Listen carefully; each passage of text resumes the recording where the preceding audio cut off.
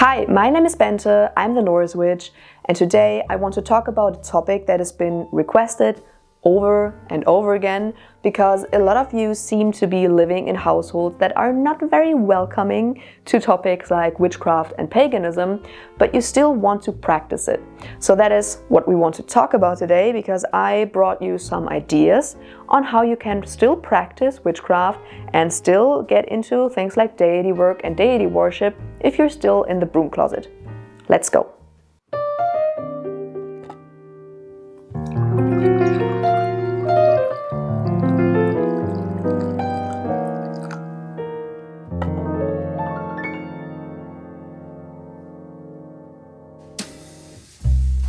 Oh, and can we please appreciate how cute Skadi is, just lying behind me? Hi, baby. Oh, you are so cute. The heater is right behind my armchair, so that is why she usually lies there. It's very nice and warm there. But yes, let's get into it. So, of course, if you are still in the broom closet, there are just things that will not be possible for you or that will be very hard. But it just depends on how welcoming the household that you live in is. So, of course, for example, there are people that, while not being very open to topics like witchcraft, are still okay with things like incense or crystals or meditation, because they have gained such popularity nowadays that they're not really associated with witchcraft and thus not really being seen as evil or something like that. But there are still people out there who still won't let you do any of it. So what you can and can't do just depends on the household that you live in, of course. But I thought we could, for example, talk about things that anyone can do. So, for example, one of the things that will be very, very easy for you is things like meditation and spirit flight. The thing is, yes, it will be harder for you, maybe, depending on how talented you are at it. It will be maybe a little bit harder because depending on the household that you live in, you won't be able to use, for example, incense to help you with it, or oils, or flying ointments or anything like that. If you are in a household that allows you at least to burn incense, for example, that's totally cool, or oils or something, because a lot of balms and stuff can also be passed off as sleep aids, because a lot of them have similar ingredients, like lavender, for example, can be used as a flying ointment as well as a sleeping aid. So maybe you can pass it off as something that you use to fall asleep more easily, while also using it to aid spirit flight. So maybe that's a possibility. But either way, you can do it also without any physical help. And of course, then it's easy, because especially if you do it before going to sleep, for example, if you lie in your bed and you're doing spirit flight or astral travel, however you want to call it, there's no way anyone will be able to tell that you were doing that. People will just think that you are sleeping. So, of course, that will be a major part that you can do. And if you're pretty skilled at that, you could even build yourself however you want to call it, an inner temple. Some people call it an inner temple, or a mind palace thing. I know that's not necessarily a witchcraft thing. A lot of people also do it to help their memory, for example. It's a thing, but you can do that and practice witchcraft there, do workings there, cast spells there, meet spirit guides, or in general meet spirits and gods and goddesses there. So there's just a lot that you can do while astral traveling that will be a lifesaver for you, simply because you don't need any physical things to do it that would tell anyone that you're doing witchcraft. So that is definitely something that I will recommend. In general, I am recommending that not only for broom-closeted witches, but if you are broom-closeted, this is perfect. Something else that I think you can very easily do, you can manipulate energies and cast spells without any physical props. You can do it just by manipulating energy. And again, if you do that before sleep, for example, nobody will be able to tell that you're doing witchcraft. You're just sitting in the dark maybe sitting and waving your hands around a little bit, or you don't even necessarily have to do that. And if you can do that, that's probably the thing that I would practice first, because then if you can do that, you can also use this energy work and these techniques like channeling and raising energies, for example. By the way, if you want a video on that, I uploaded a video on how magic works. I'm also going into raising and channeling energy in that video, so you can check that out up here. And if you have mastered that, I don't like the word master, but if you are able to do that, you can do, for example, things like enchanting jewelry. A very easy example, everyone wears jewelry. Nobody would assume that it has something to do with a magical practice. But you don't need physical tools to enchant jewelry, while a lot of people do it with, I don't know, a candle or incense or anything like that.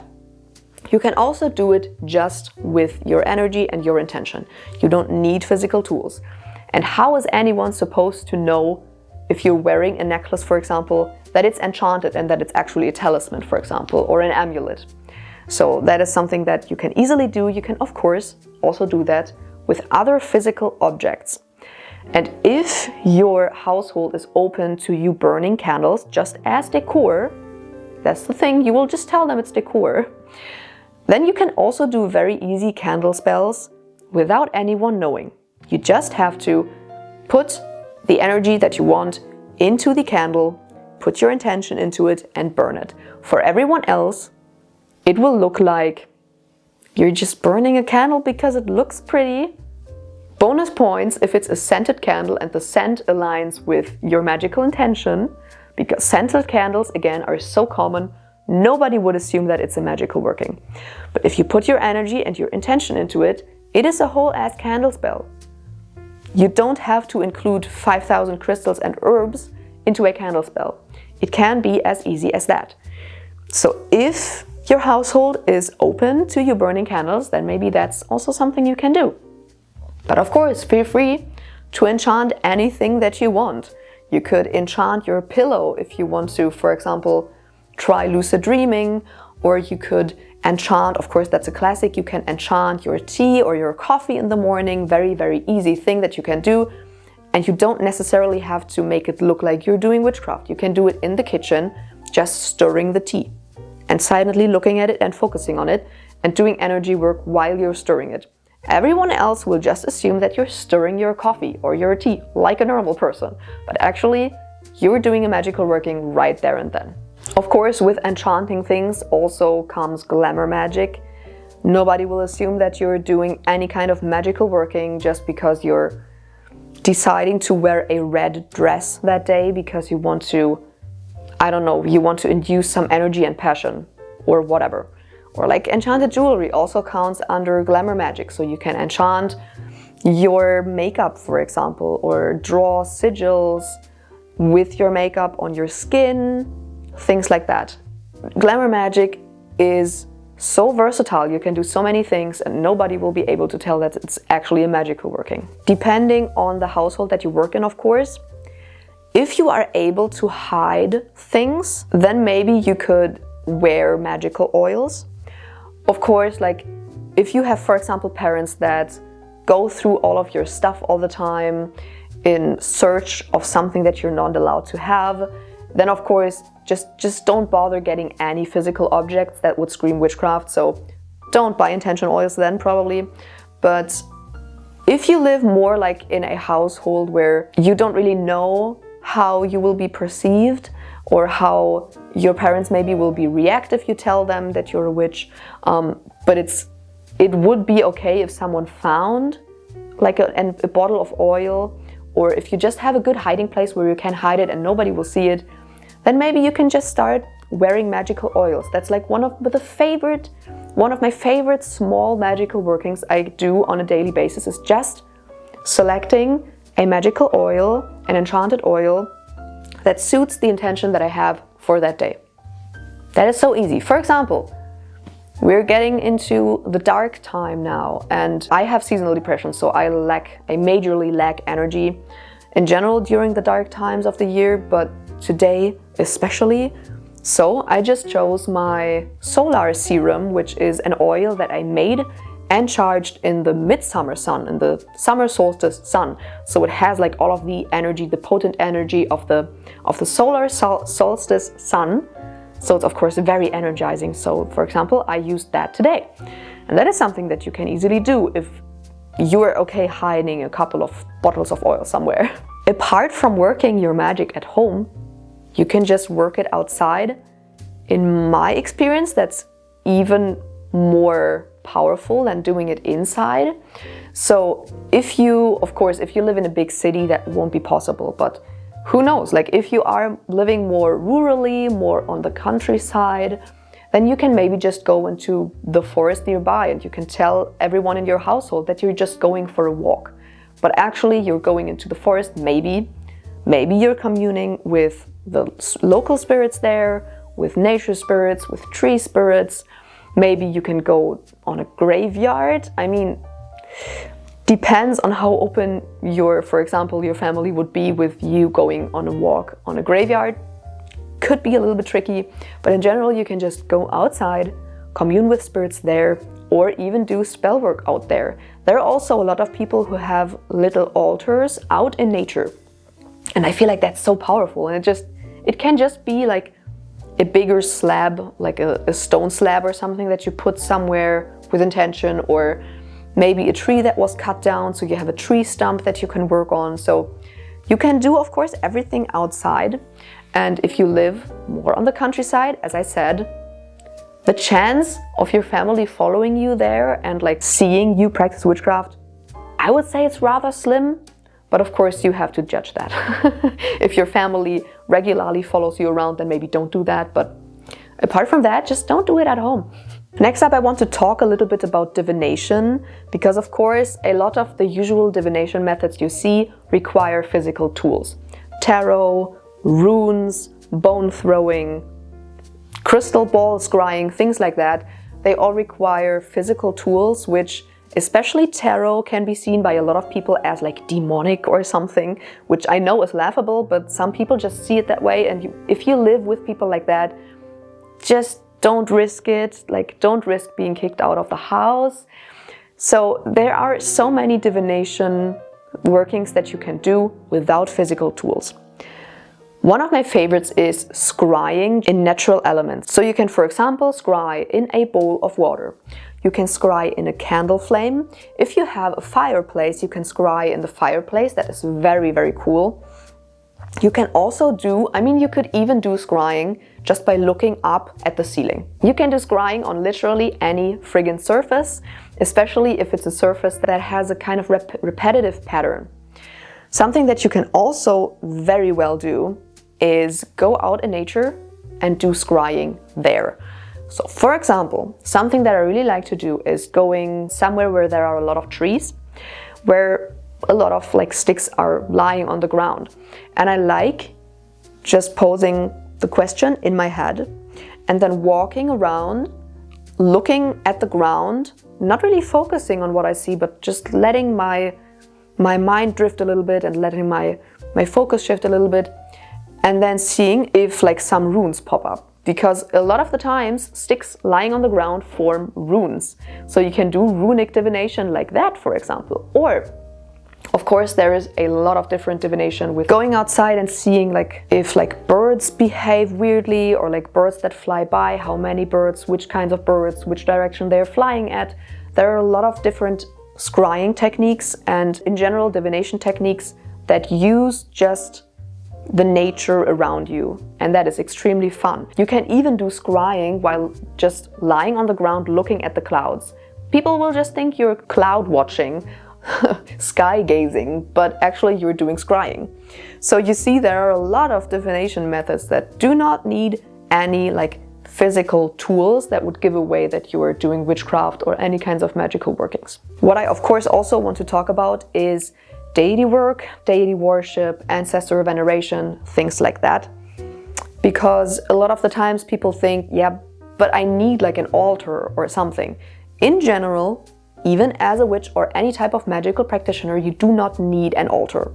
If it's not safe for you to have an altar, just don't have one.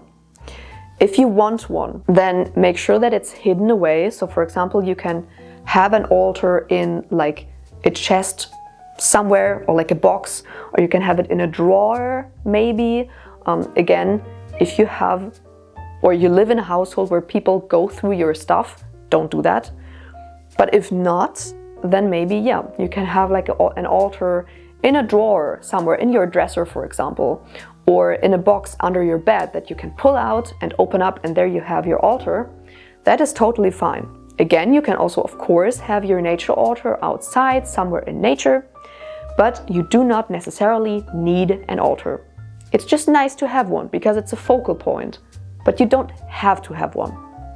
And you can do deity worship, deity work, ancestor veneration, working with spirits. You can do it without an altar, and you can do it if you're in the broom closet. Physical offerings, for example, won't be your friend. For example, if you do not have an altar, already tricky, like where do I put my offerings? But if you have, for example, you're living in a household that is rather open at least to some stuff. So for example, you can burn incense, for example, or you can use an aroma lamp or like an essential oil diffuser, things like that. Then you can offer either like the incense smoke or the smell of the essential oils or the aroma lamp, and offer that as like an offering to a god or a goddess or a spirit. So that is an offering that may be open to some of you broom-closeted people out there. To some, that won't be possible because there are always people who think everything is demonic. For people like you, either go outside, give an offering outside. I prefer that either way. It always feels more powerful for some reason to give an offering outside. So of course you can do that if that is possible for you, because you do not live in a big city and because your people don't follow you around. Then feel free to just give offerings outside. Could be as easy as, for example, just putting some water outside or some bird food in the winter or something like that. If that's not even possible for you though, again, I want to get back to enchanted jewelry, because wearing jewelry as a devotional act can be very powerful. So for example, you can get a necklace or a ring that doesn't necessarily scream witchcraft or paganism. So probably don't get like a ring with runes on it, for example, but you can get a normal ring that just looks like it's just a nice ring, but that kind of gives off the vibe of like one of the gods or goddesses, for example, that you work with. Then you can dedicate that ring to that god or goddess and wear it for them as a devotional act. That is something that nobody will assume has anything to do with witchcraft or paganism, because it looks like you're literally just wearing a ring or a necklace or whatever kind of jewelry, but it's actually a devotional act. And apart from that, other kinds of devotional acts will also be your best friend. And in my opinion and in my experience, they're usually much more powerful offerings than physical offerings either way. Physical offerings are, yeah, they're cool, but devotional acts are much more powerful in my experience and in my opinion. And you can easily do those and nobody will know.